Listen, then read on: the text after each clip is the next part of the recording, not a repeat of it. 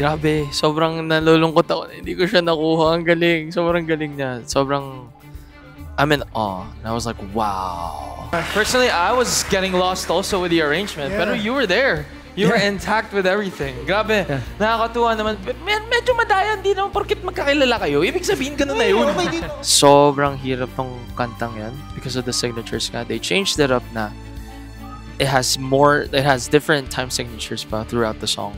Na, again, di basta-basta madali kantahin yung ganun. Kahit ako mawawala ko doon kung hindi ko pinag-aralan ng mabuti. But, well, very lucky si Coach Julie to have her. So, I'm excited. I'm excited what's gonna happen for Tatiana.